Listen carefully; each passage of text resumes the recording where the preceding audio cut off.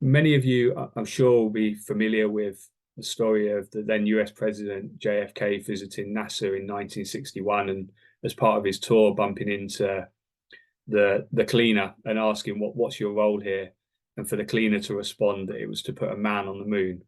A really powerful narrative, and perhaps two reasons to highlight that. One, really emphasizes that sense of alignment between the individual and the organization. It highlights a really inspiring purpose, and importantly, it extends beyond probably the many mundane tasks that that individual might have had to engage with. And an inspiring purpose certainly resonated in the many conversations we had with the various organizations we engaged with. We've included a couple of additional ones there. So Patagonia, the outdoor clothing brand, very clearly in their sort of mission is the idea that they're in the business to save our home planet, a really inspiring purpose in itself. And importantly, have taken action to ensure that is the case, because naturally there will always be, or not always naturally, but perhaps there will be a tension between profit and purpose.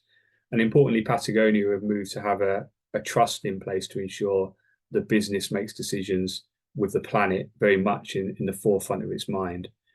And then perhaps a less well-known case study, and I've had the great fortune of visiting St. Joseph's School on a number of occasions. A school in a deprived area, or a relatively deprived area of the UK, a high-performing school with some really incredible output. And their purpose is to unlock belief in all, with a real belief that they can support children to have a positive impact on the world, a positive impact on their community, and be role models for the future. And that's certainly evident in any interaction I've had or any observation I've had the pleasure of engaging with at St. Joseph's School.